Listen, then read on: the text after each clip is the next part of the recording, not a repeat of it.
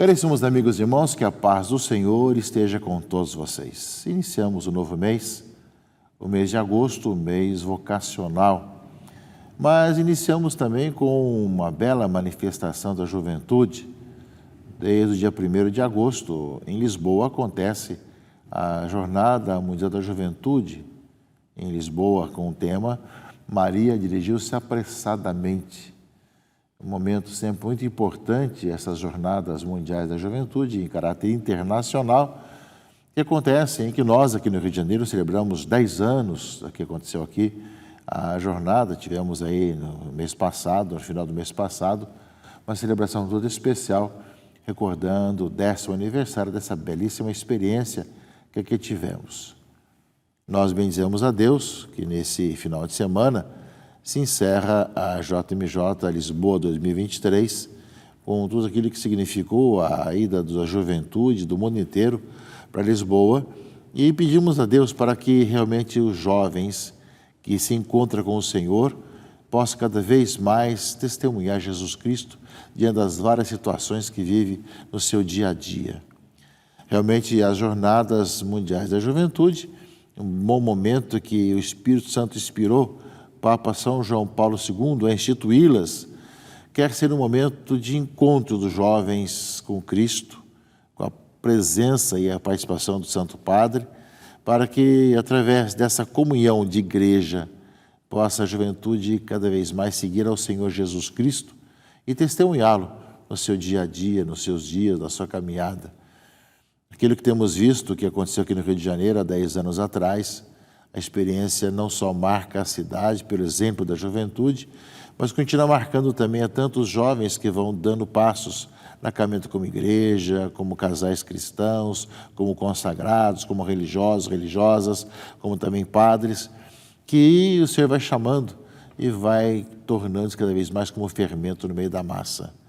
Eu creio que todos nós somos chamados a nos converter para que aquilo que a igreja nos vai conduzindo, para que, através dos sinais dos tempos, nós vivamos cada vez melhor essa nossa vocação de levar à juventude o alimento realmente que é a presença de Cristo Jesus, que leva os jovens ao encontro com Cristo e as consequências desse encontro com Cristo na própria vida e também na sociedade.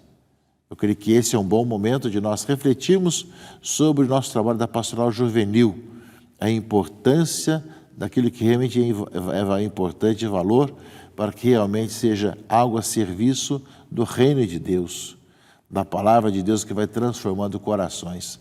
Pensamos que essa experiência da JMJ Lisboa 2023 possa ajudar ainda mais a igreja nessa bela e importante missão, como nós vimos que aconteceu aqui no Rio de Janeiro há 10 anos atrás. Nós bendizemos a Deus e pedimos pelos jovens que estão encerrando nesse final de semana a JMJ 2023 em Lisboa, que junto com as orações pelo Santo Padre, junto com tudo aquilo que é a Igreja de Portugal e do mundo inteiro presente ali em Lisboa, possam os jovens testemunharem que em Cristo está o centro das suas próprias vidas e a transformação dos corações que fazem que sejam arautos de boas notícias para o mundo todo e construtores do amanhã pela ação do Espírito Santo em suas vidas. Também nós, meus irmãos e irmãs, nesse mês de agosto no Brasil, nós iniciamos o mês vocacional. E cada final de semana nós temos a contemplação de uma vocação. Nesse primeiro final de semana, nós temos a vocação aos ministérios ordenados. Diácono, padre e bispo. Os padres celebramos de maneira especial no dia do Curadars, dia 6 último, e os diáconos vamos celebrar no próximo dia 10, dia de São Lourenço. Portanto, ocasiões de nós agradecemos a Deus pelas vocações ao ministério ordenado. Nesse terceiro ano vocacional que nós vemos no Brasil, tem como tema vocação, graça e missão, e como lema corações ardentes, pés a caminho, Lucas 24, 32 a 33, recordando justamente os discípulos de Emaús, que quando escutavam a palavra, sentiam o seu coração cheio de ardor, possam também todas as ocasiões, como iremos contemplar no decorrer desse mês de agosto, mês vocacional, também possam ter esses corações ardentes, pés a caminho, para evangelizar, para viver a missão, a missionariedade, Portanto, vivamos também rezando pelas vocações, e nesse final de semana, pelas vocações ao ministério ordenado, diáconos, padres e bispos, para que vivam santamente a sua vocação, o seu chamado. Neste final de semana, meus irmãos e irmãs, no lugar de vivermos o 18º domingo do tempo comum, nós hoje celebramos, nesse final de semana, a festa da Transfiguração do Senhor. Todo dia 6 de agosto é o dia da Transfiguração do Senhor, que de uma certa forma nos remete também para o tempo da Quaresma, quando no segundo domingo sempre temos a Transfiguração. Depois de celebrarmos as tentações, temos a Transfiguração. Mas com o sentido justamente da igreja que vai contemplando o seu Senhor, que caminha na história e que vai realmente tendo essa experiência de estar com o Senhor Jesus Cristo. Peçamos a Deus que nessa nossa caminhada anual na liturgia da igreja, a festa da Transfiguração do Senhor, celebrando esse final de semana, nos ajude ainda muito mais a encontrarmos com o Senhor, com toda a Trindade em nossa própria vida, e possamos, ao encontrar com o Cristo ressuscitado, também sermos testemunhas dele e podemos então anunciá-lo aos irmãos e irmãs. É bem isso que o Evangelho de Mateus, nós ouvimos nesse domingo, fala que Jesus toma consigo Pedro, Tiago e João e os levou a um lugar à parte, sobre uma alta montanha, e foi transfigurado diante deles. O seu rosto brilhou como o sol, e as suas roupas ficaram brancas como a luz. Nisto apareceram Moisés e Elias conversando com Jesus.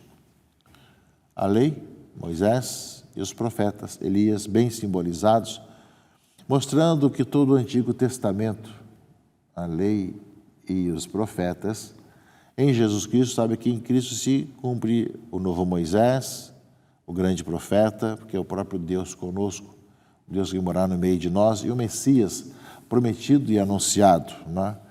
E é muito bom estar com eles. Aqui então fala que quando Pedro, Tiago e João se encontraram nesse momento, Pedro logo falou: é bom estarmos aqui, é bom estarmos com o Senhor, estar com a vida em Cristo Jesus transfigurado.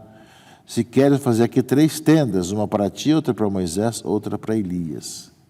Veio a nuvem luminosa, cobriu com a sua sombra, e da voz saiu a revelação, a voz: este é o meu Filho amado, no qual pus todo o meu agrado, escutai-o. Sabemos que isso acontece antes da cruz, antes do Calvário. Monte Tabor vem confirmar que Jesus é o Messias, né? E, portanto, quando o virem lá no Calvário, morrendo na cruz, não pode esquecer que Ele é o Deus conosco, que entregou a vida por todos nós, né? E quando ouviram isso, lá no Monte Tabor, como é chamado, os discípulos ficaram muito assustados e caíram com o rosto por terra.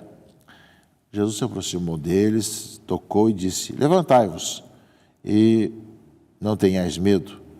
Os discípulos ergueram os olhos e não viram mais ninguém, a não ser somente Jesus. E quando desciam da montanha, Jesus ordenou-lhes: não conteis a ninguém essa visão, até que o Filho do Homem tenha ressuscitado dos mortos. Vocês serão minhas testemunhas, fala Jesus, depois da sua morte e ressurreição.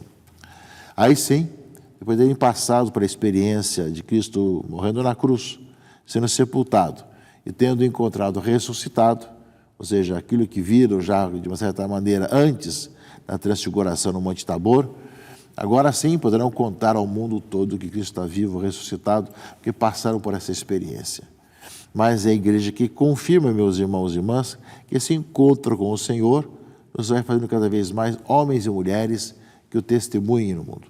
E os jovens que estão em Lisboa, nessa conclusão da JMJ deste ano, que todos vocacionados, que têm os ministérios ordenados, e para os ministérios ordenados, experimentem também cada vez mais esse encontro com o Senhor que transforma, que nos faz enxergar a vida transfigurada em Jesus Cristo, nosso Senhor.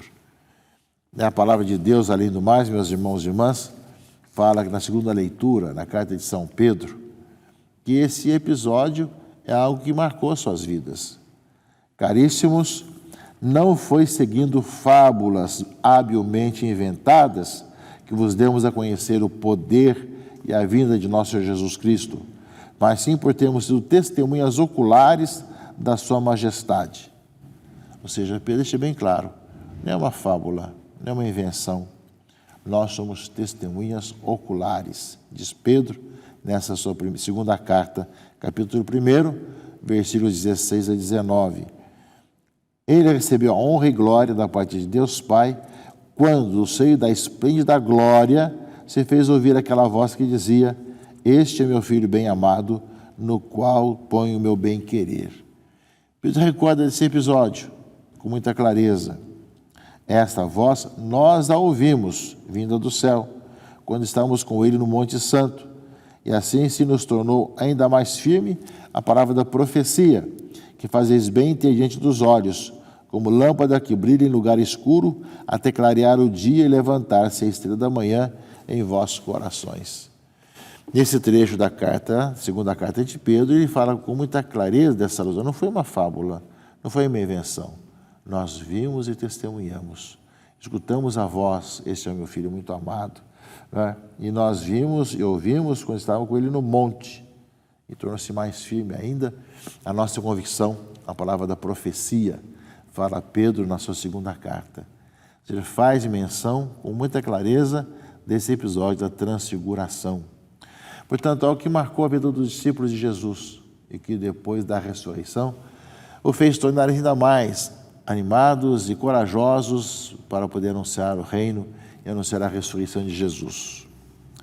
E ao mesmo tempo nos fala desse encontro do homem com Deus. A leitura do profeta Daniel, a leitura primeira desse dia de hoje, dessa transfiguração do Senhor, que celebramos nesse domingo, fala que justamente eu continuava olhando até que foram colocados em tronos e um ancião de muitos dias aí tomou lugar. Sua veste era branca como a neve e os cabelos da cabeça como lã pura. Seu trono eram chamas de fogo e as rodas do trono como fogo em brasa. Derramava-se aí um rio de fogo que nascia diante dele. Serviu-no milhares e milhares, e milhões assistiam no trono. E eu instalado no tribunal e os livros foram abertos, não é? Ou seja, aparece esse encontro de Daniel com justamente o Senhor. E fala justamente dessa maneira, sua veste branca e toda essa beleza do encontro com o Senhor. Que de uma forma, meus irmãos e irmãs, aquilo que era uma profecia de Daniel, aparece concretamente no Evangelho, nos 3 evangelhos sinóticos. Nós lemos nesse final de semana o de Mateus, e que na segunda carta de Pedro é colocado com muita clareza que eles viram, ouviram e são testemunhas disso tudo. Nós também, caríssimos irmãos e irmãs, somos chamados a ser testemunhas de Jesus Cristo. Os jovens lá em Lisboa, que agora voltam para suas casas, suas comunidades, todos os ministérios ordenados que celebramos no dia de hoje e as demais vocações que celebraremos nos próximos finais de semana e que marcam também esse ano vocacional no Brasil, somos chamados a encontrar o Senhor, a anunciá-lo, que nós ouvimos também em nossa vida, e nós o anunciamos, somos testemunhas de que Jesus Cristo está vivo, presente no meio de nós. É a razão da nossa esperança, da nossa vida. E quanto mais nós o encontramos, meus irmãos e irmãs, mais nos entusiasmamos para o seu seguimento e mais tem as consequências de ver encontrar nos irmãos e irmãs, nas várias situações, e estarmos procurando fazer o bem no mundo mais justo e mais humano como consequência do encontro com o Senhor. O encontro com Jesus Cristo, que é o rosto humano de Deus, não nos tira da realidade, mas pelo contrário, nos faz, tendo experimentado a glória de Deus em Cristo Jesus, nos impulsiona ainda muito mais para anunciarmos esse Deus presente no meio de nós, a tantos irmãos e irmãs ao nosso redor. É a nossa missão, é a nossa vida enquanto cristãos e em cada vocação também. Que ao participarmos da missa desse final de semana, nós possamos rezar pela juventude, pedir ao Senhor pelas nossas vocações, pedir para que nós possamos, encontrando o Senhor, sermos suas testemunhas. Que Deus abençoe, proteja e guarde a todos, em nome do Pai, do Filho e do Espírito Santo. Amém.